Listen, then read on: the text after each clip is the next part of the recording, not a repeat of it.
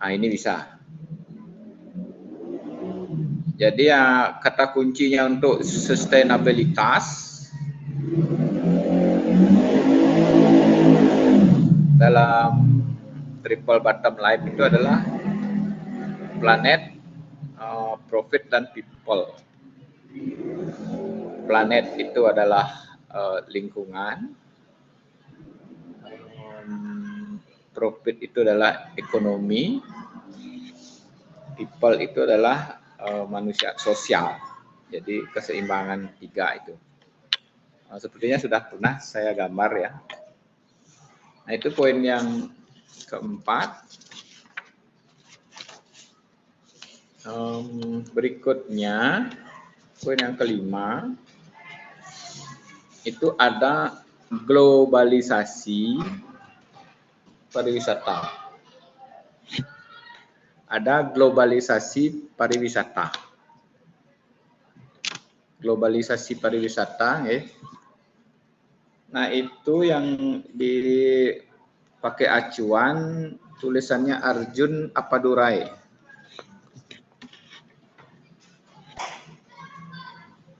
Arjun Appadurai tahun 2000. Itu tentang teori lanskap ya. Globalisasi pariwisata.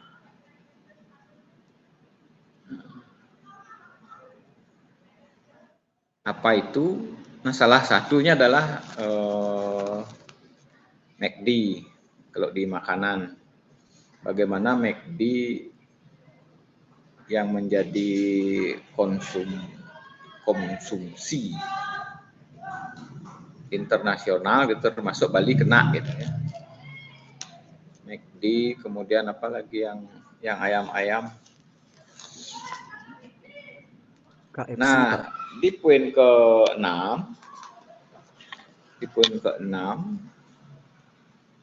ada yang perpaduan antara global dan lokal yang disebut globalisasi.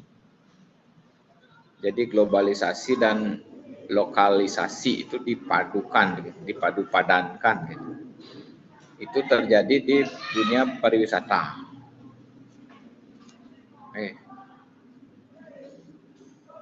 Nah, disinilah warna pariwisata Bali. Nah, kita bicara Bali, disinilah yang oleh Roland Robinson yang kita serap, yang diwacanakan ketika mulai Orde Baru itu muncullah pariwisata budaya. Jadi pariwisatanya mewakili global, budayanya mewakili lokal. Jadi global dan lokal. Nah, itu isi dari poin 6. Nah, itu lengkap dengan perdanya, nanti sambil jalan. Kemudian berikutnya ada yang poin ke-7. Ini terkait dengan dampak ya, sudah yang terlupakan sejenak. Ada faktor keamanan. Nah, dulu ada wacana ajak Bali dan sebagainya, banyak jargonnya. Ternyata yang lebih penting adalah aman Bali, itu faktor keamanan. Itu yang sempat ini menguat, isu ini menguat karena yang terdampak dan kena langsung itu adalah memang di sarana pariwisata dan sektor pariwisata, plus para support pariwisata. Apapun itu yang berkaitan dengan pariwisata, supportnya baik material, baik sumber daya manusia, habis. Nah, di sana beberapa kali muncul itu ketika bom Bali. Kemudian di bomnya WTC, World Trade Center di Amerika, yang sekarang yang lebih dekat lagi perang Rusia Ukraina gitu. Nah, sebenarnya ketika ada wacana isu wacana perang antara Rusia Ukraina, kita terdampaknya itu ada plus minus enggak ya? Justru kita ada mendapat ledakan pengunjung Rusia dan Ukraina gitu. Mereka di sana berperang, tapi entah alasan mereka ke poin kita yang ketujuh tadi, terus alasan keamanan, kok tiba-tiba Bali menjadi destinasi yang dampaknya menjadi kampung Rusia dan kampung Ukraina.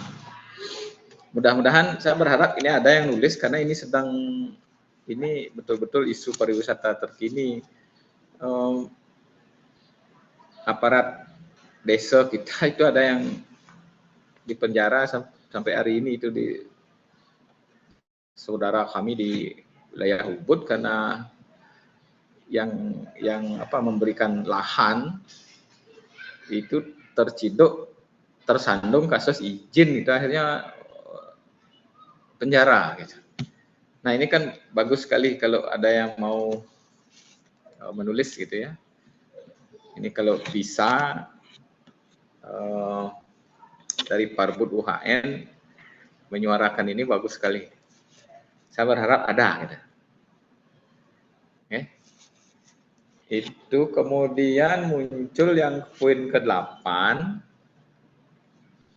Itu di poin ke-7 faktor keamanan itu banyak sekali yang bisa dibicarakan ya. Banyak sekali. Bagaimana pelanggaran drone waktu nyepi termasuk ini kan keamanan bukan saja masalah keamanan mereka, keamanan global dunia itu, keamanan dan kenyamanan kita berbudaya juga terganggu gitu ya. Bahkan itu ada pasukan siaga drone kalau nyepi sekarang kalau di tempat kami ada itu. Kemudian poin berikutnya, poin 8 itu teknologisasi pariwisata. Nah, ini sudah biasa. Halnya sepertinya biasa-biasa saja gitu. Nah, isi dari teknologisasi pariwisata ini adalah mereduksi peran perusahaan konvensional. Yang gampang, Traveloka. Hadirnya Traveloka itu membabat habis biro perjalanan yang konvensional.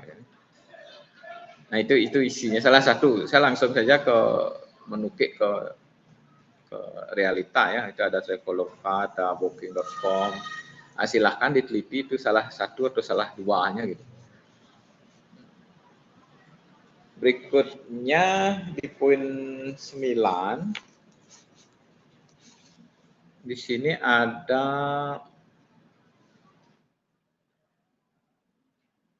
poin ketika pariwisata sebagai ideologi baru masyarakat.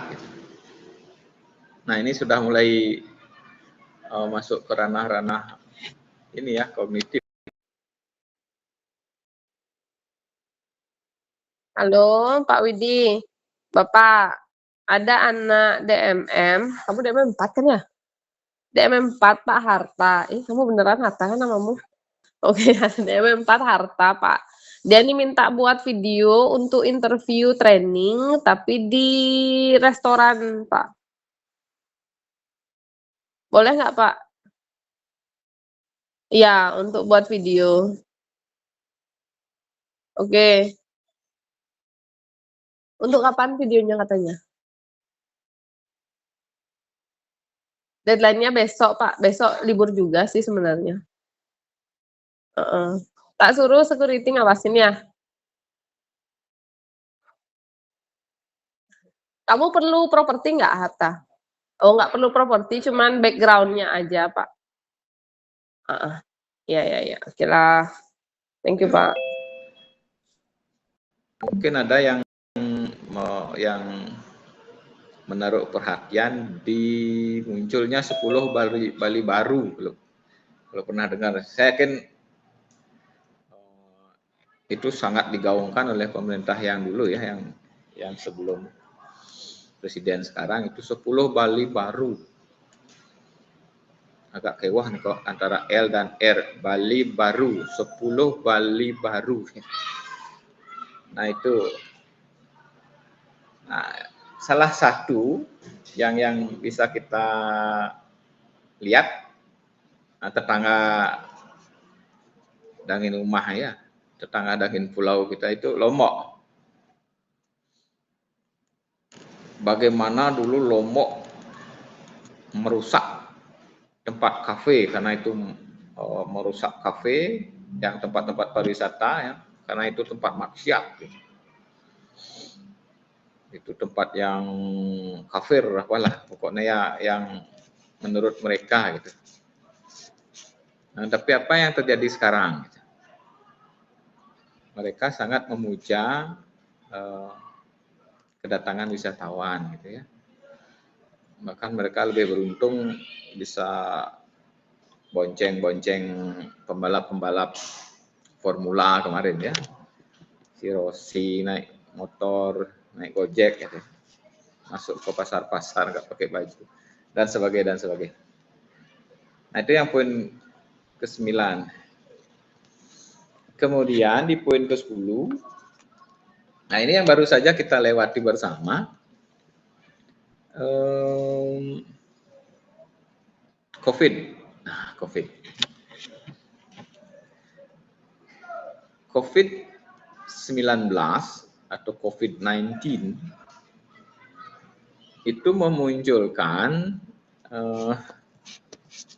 yang seperti kita lakukan sekarang ini, yang dulunya nyata menjadi virtual tourism.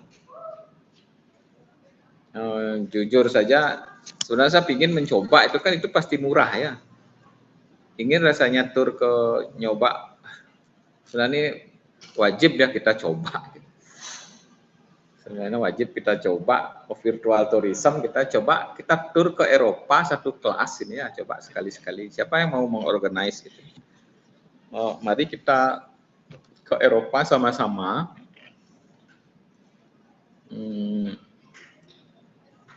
Berwisata secara virtual gitu. Nah, gimana rasanya gitu? Nah itu yang salah satu poin ya, itu memunculkan virtual tourism dan ini berkembang. Saya belum pernah gitu. Ingin. Kalau yang nonton yang di acara kan itu sudah kemasan. Gimana kalau kitanya sendiri? Kayak sana nih kalau. Bagi yang sudah pernah, tolong dicoba kita diajak gitu ya. Kemudian ada poin ini sih agak sulit nih, tapi ada gitu. Hedonisme keakuan manusia. Gitu. Jadi puncak manusia mencari kepuasan duniawi. Nah ini terjadinya di pariwisata gitu ya. Sehingga inilah yang memunculkan Pattaya di Thailand gitu ya. Kita lihat yang jauh-jauh dulu gitu. Kemudian padahal ada itu sek party. Ini masih mau kone-kone ya, karena kalau kita coba salah gitu ya, karena kita di kampus keagamaan masa nyoba yang gini gitu. Tapi kalau enggak coba gimana ya? Enggak ya tahu gitu ya. Tapi kita membahas gitu. Ya membahas yang kita enggak tahu. Nantilah mungkin ada dari sini, dari teman-teman yang bisa mengorganize kita. Gitu. Nggak usah ke Thailand, Kang virtual aja gitu ya, kan bisa juga, biar murah dan sehat. Next, itu ada, itu bahkan itu di lahirnya pariwisata juga menu pertama adalah itu gitu ya. Cuma kan kita nggak boleh nyebut. Nah, yang tren terbaru pasca COVID dan kebetulan mendapat energi juga dari COVID itu sendiri, gitu. Munculnya spiritualitas, ya, spiritual tourism. Dan kita beruntung bulan Mei, ini bulan Mei besok ya, mulai besok. Bulan Mei saat Dies Natalis, tanggal berapa itu ya, 27 ya, ke 25. Itu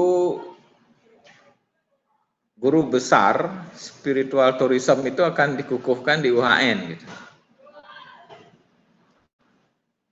Semoga bisa datang. Nah, kita di S2 di prodi di bidang pariwisata, S1 S2 di UHN, kita punya guru besar spesialis spiritual tourism. Siapakah itu? Nah, nanti sepertinya Anda sudah tahu gitu ya. Kita sudah punya profesornya gitu. Sehingga apapun bicara spiritual dalam pariwisata, beliau ahlinya. Gitu. Kepakarannya di sana. Nah, itu. Dan yang ke-13, yang endingnya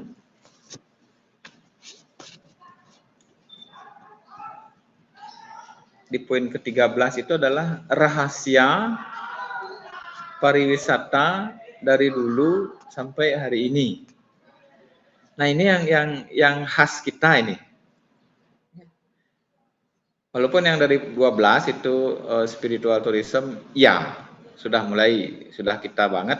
Nah, ini yang terakhir, poin terakhir inilah sebenarnya pembeda dari prodi-prodi pariwisata, raksasa jurusan pariwisata yang ada di Bali, ada 4 kalau tidak salah, itu yang membedakan kelahiran kita di UHN adalah ini. Hanya kita yang bisa membahas rahasia pariwisata dari dulu sampai hari ini dengan poin pertanyaan. Nah, ini silahkan dicatat untuk poin yang 13. Pertanyaannya, mengapa Bali menjadi magnet pariwisata dan dicintai wisatawan seluruh dunia? Padahal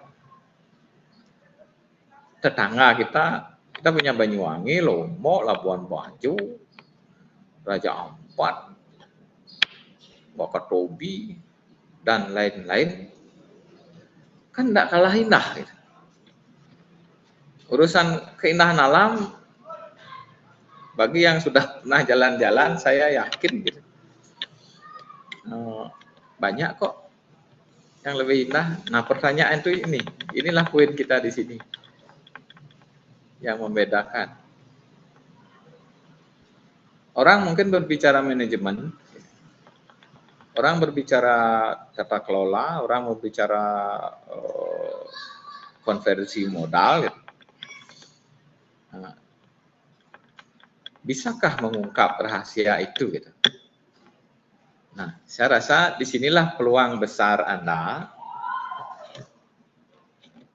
Kalau bicara Bali,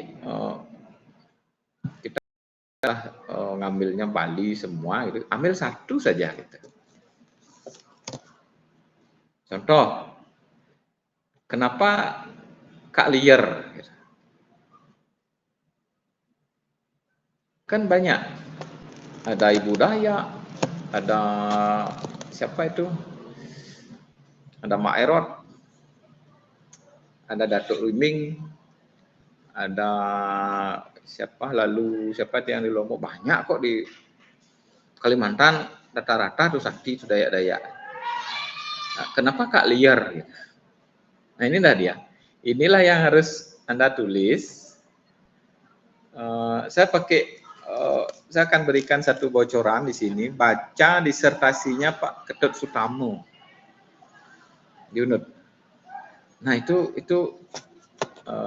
bisa Anda pakai batu pijakan untuk masuk ke wilayah ini. Rahasia pariwisata dari dulu sampai kini gitu. Mengapa Bali menjadi magnet dan dicintai gitu. Kalau saya nggak cinta kan nggak rela mati di Bali gitu. Terserah matinya mau gantung diri, mau kena bom, atau memang matinya normal-normal saja gitu. Nggak ada urusan, mereka mati demi cinta gitu. Oke. Nah ini unik. Inilah sebenarnya kalau memang mau kita punya khas gitu. Inilah kekuatan prodi S2 pariwisata UHN. Nah, bagaimana membahasnya nanti? Silakan. Bagi yang punya kepekaan keinginan untuk membahas itu, silakan dari sudut manapun. Dan saya pastikan saya berikan sign gitu ya. Saya berikan poin penekanan kalau memang bicara rahasia Bali, teori yang paling pas Anda harus main di pos struktural. Itulah modal. Ya. Jadi bagaimana economic capital itu bertemu dengan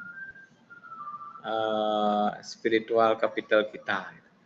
Bagaimana modal uangnya kapitalis tunduk terhadap modal budaya yang kita punya.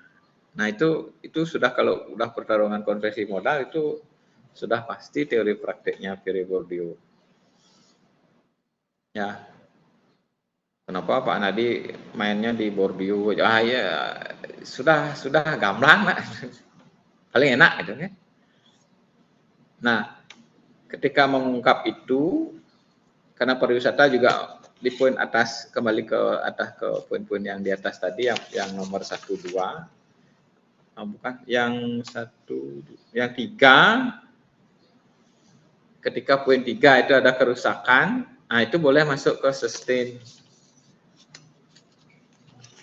Terus buktinya kalau sudah rusak, kenapa masih dicintai? Tentu ada sesuatu di sana yang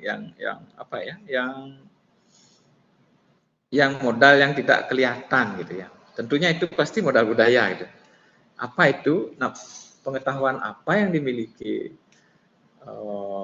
orang Bali, siapapun itu, baik pelaku budaya maupun pelaku pariwisata, yang dipakai untuk mendisiplinkan tubuh orang Bali menjaga budaya Bali.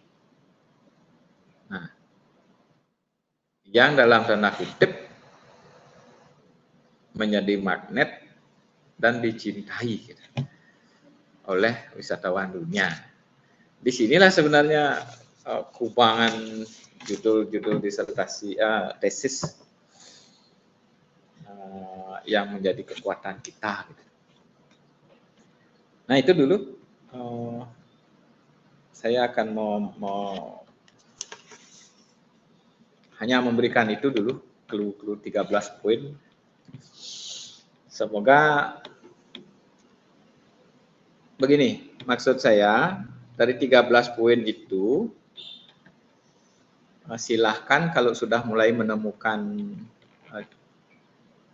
artikel itu yang senada, silahkan diwujudkan itu sesuai dengan target kita untuk bertemu Pak Prof Mudano.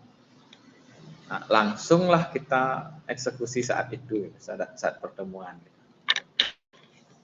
saya berharap bisa lebih dari sekali.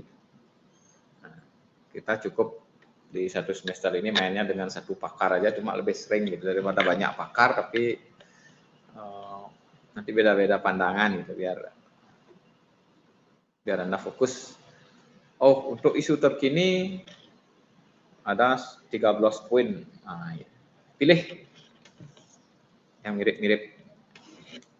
Nah, karena targetnya apa? Karya tulis. Nah, karya tulis targetnya S2 itu adalah sudah aplikasi teori. Makanya saya selalu, oh kalau ini triple bottom teori, triple bottom line teori. Kalau ini konversi modal, boleh teori praktik. Karena kadang melihat pariwisata sebagai sebuah praktik, pakailah teori praktik. Kalau ada yang nyoba main di kuanti, ya silahkan. Tapi pasti bukan saya pembimbingnya kalau di kuanti. Misalnya apa gitu ya. Kayak kemarin ada yang kebetulan bimbingan kami itu yang menulis tentang dampak peraturan terhadap persepsi wisatawan terhadap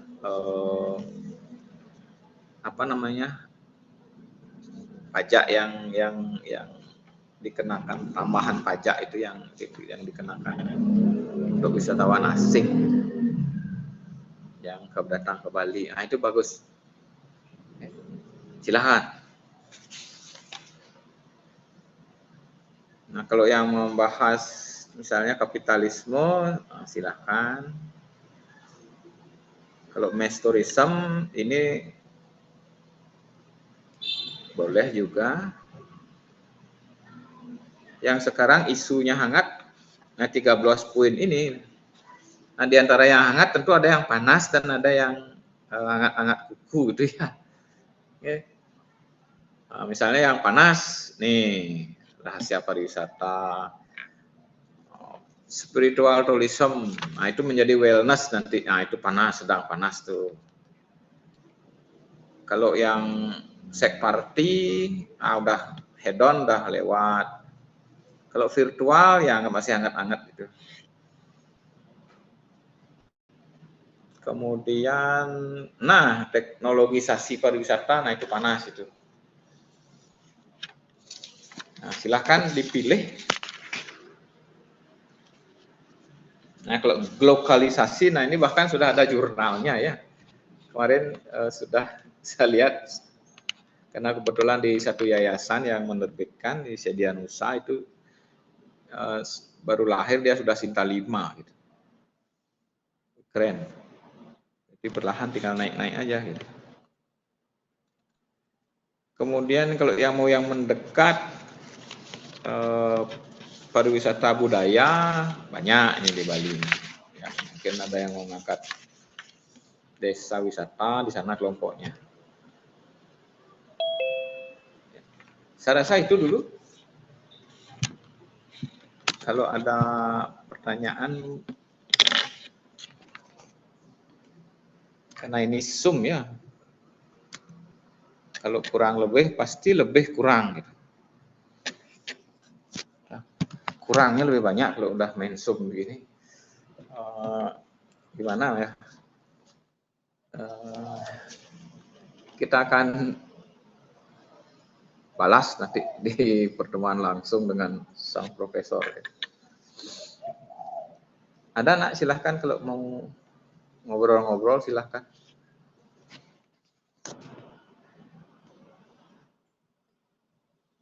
Yening Wentan Raris.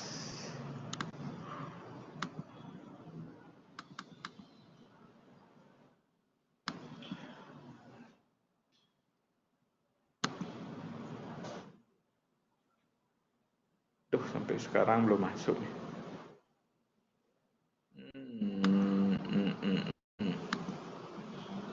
Nggak bisa.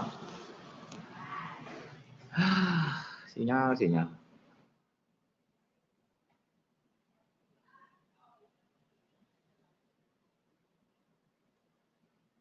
Endan.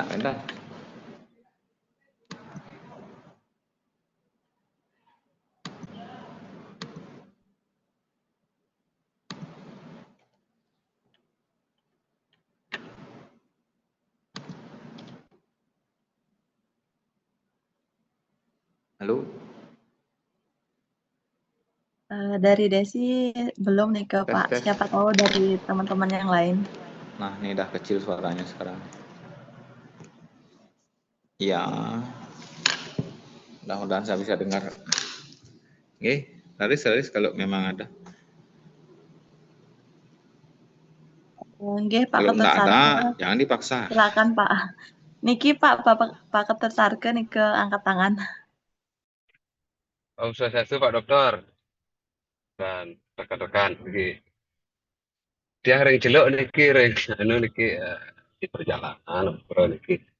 Mungkin tidak jelas anunya biasanya suaranya di mohon Sebentar dimaklumi. Pak Tut. Ya, Niki ya. Bapak Anadinya lagi macet. Oh, kantan nggih, terus. Beliau lagi keluar. Lagi sebentar kayaknya masuk beliau.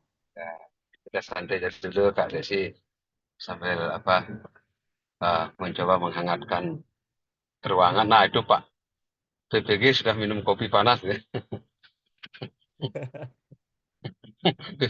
PPG selalu minum kopi luwak. Bubuk Dayu tuh jus orange juice ya. Tuh. Kopi pojok jadi patut nggih beda Oh, nih. Nggih. oh Kenten. Nggih. Terkerapi Terus nggih. Nggih. pas nanti dengan Bapak Prof Budana, silahkan nanti Pak PPG ya donasi kopi pojok lah. Ya sekali-sekali biar pernah kita ya tes ya. Tester lah gitu ya. Biar mekruwek lah acaranya kita pada seperti itu nih. Ya, coba bawa besok ya beberapa gram lah gitu. Boleh bawa 1000 gram gitu kan cukup. 30 orang kan cukup. Sangat cukup atau tenang gitu. 1000 gram itu. Ya kasih satu sendok kan lumayan. Tanpa gula, less sugar lah. Sugarless ya. Ada sugar Pak. Nah, lanjut Patut. Nah, langsung komen Patut tentang materi. Dulu Bapak dokter sedang Kira kali Pak.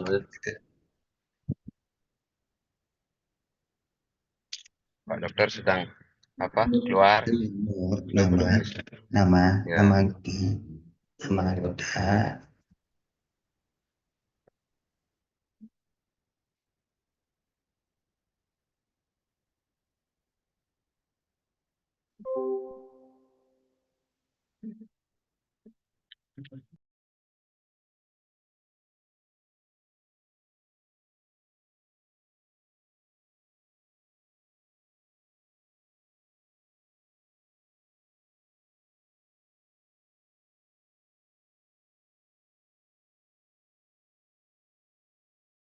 Terus Patut dikasih kesempatan untuk komentar tadi atau ada bahasan Pak oleh Bapak.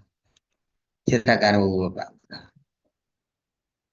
Pak Anadi masih kesulitan sinyal semeton. Ditunggu sebentar katanya. Ya.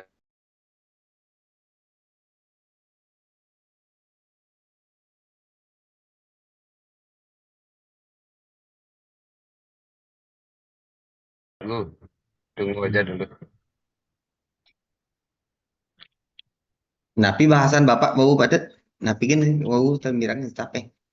Ya itu kopi wedang lah. Pesan malih kopi wedang, kopi luwak itu yang diminum tuh yang dibahas. Adit sing pentas Adit. Benjop Pak Yan. Iya keren. Banyak pada Agni Hotro di sobangannya milu jengaan. Jadi itu pentas polan. Sebentar Pak Yan. Benyanan. Ada homo yadnyo nah kita mau kayak Agni Hotro gue ada kloter Rusia nih 3 elep. Masuk ya milu ya. Om Namah Shivaya gitu. Ani Hopdra sih ada Om Namah Shivaya paling sih Hare Krishna. Ayo saya ada waktu no Krishna. Don't worry. Mbok tuh tolong dijinakkan dulu Mbok tuh. Tolong dijinakkan dulu Mbok tuh. Apa orang gitu? Apa orang gitu Ki? Tolong ditangkal Biarin dulu. aja agak pengang tuh, biarin. Oh, gitu. Nggak. Kopinya kurang pahit, kopinya kurang pahit. Anjay. Yo ngainan kopi baru jak lu nggak sana. Injak lek kesan kopi bu. Misi susu, Ade, misi ade. susu. Ya, awak tuh bu. Ait. Jarang ada Ki. Mario man ngomong cepot aja langsung manis kopi no. Gitu. Semoga keselak.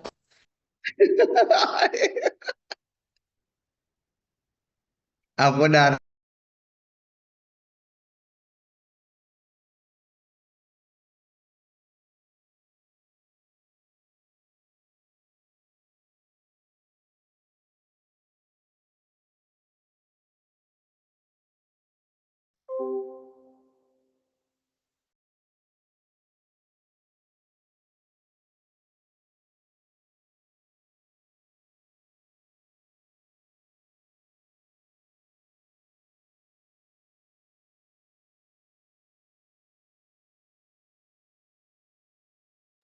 Kak Mela sana aja dinner nih bu, romantic dinner nih.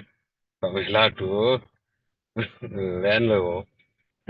Black backgroundnya beda Kak Mela ya.